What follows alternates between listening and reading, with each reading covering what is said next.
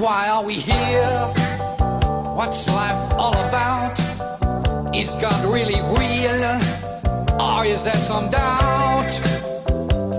Well, tonight we're going to sort it all out. For tonight, it's the meaning of life. Okay, here's the deal with the meaning of life. Now, I'm not going to tell you what the meaning of life is for reasons that will become apparent. But I will tell you the meaning of life. Why is it that we keep looking for it? What is it in humanity that makes us keep asking this question? Why have people from time immemorial said, why am I here? What is the purpose of my existence? What is it I'm supposed to be doing? What does this all mean?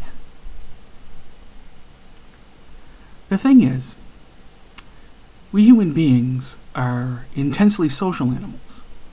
That means that we are born to find a place in a hierarchy, but not just a place in a hierarchy, a place in the structure of our community. We are built for community. That means that we have a deep need to know what our place in that community is, to know what our role is. Essentially, we have a deep need to know what we're supposed to be doing in the community. We can only be content once we have found that role, that need. And this, of course, is made far more complicated by modern society, where we have decided, correctly, that it is not good enough for our individualistic souls to simply do what we're told by whoever happens to be around to tell us, or do what our parent did. We want to find the right niche for ourselves, the one that suits our individuality. But that's complicated. And hence, that's why we live in an existentially confused time when a lot of people are searching for this role, this place, this meaning. And this drive is so strong that we want to find out not just what our role in our community is, not even just what our role as a citizen of our nation is. We desperately want to know what the universe wants of us, what our role in creation is, in all of the cosmos. And the one thing we can't accept is that there isn't one. Now, if you've watched a few of these talks, you know that I don't believe that there is anything beyond the material. And I do not think that the universe is a person. Therefore, it can't want something from you. It can't have a role in mind for you because it doesn't have a mind. It no more has plans for you than the Pacific Ocean has plans for you. But that's extraordinarily difficult for us to grasp psychologically because we are so firmly programmed to want to find our place. As soon as you took a community-minded ape, or monkey, like us, and then gave it the capacity to realize that there is so much outside its community, especially once we threw back the doors of heaven and realized that there was an enormous universe out there that we were the tiniest bit of. Suddenly the existential problem loomed enormous. What is our place in all of that? At least if you grew up in a tiny little village somewhere, you probably eventually found your role. Your role might be town drunk and laughingstock, but you found a place in the community. But how do you find your place in the universe? So we keep asking ourselves, what's the meaning of life? What's the point of all this? And we can't accept that the question is inherently flawed.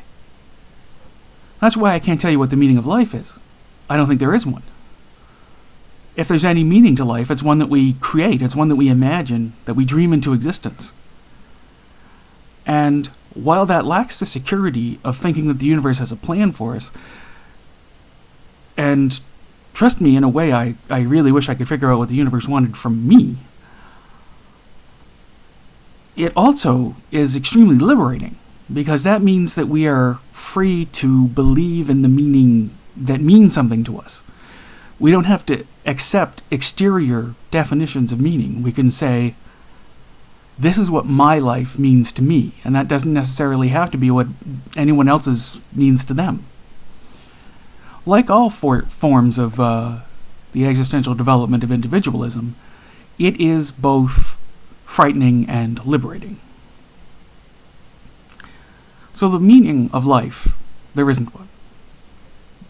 How could there be? How logically could there be a meaning to life? At least not if you're a non-theist like myself. If there is no consciousness to the cosmos, if it is in no sense a person, not even an entity, that can be said to have a will or a mind or intentions or anything like that, then the universe doesn't plan anything for you. The meaning of life, you may as well just define it as reverse entropy. That's as good a definition as any.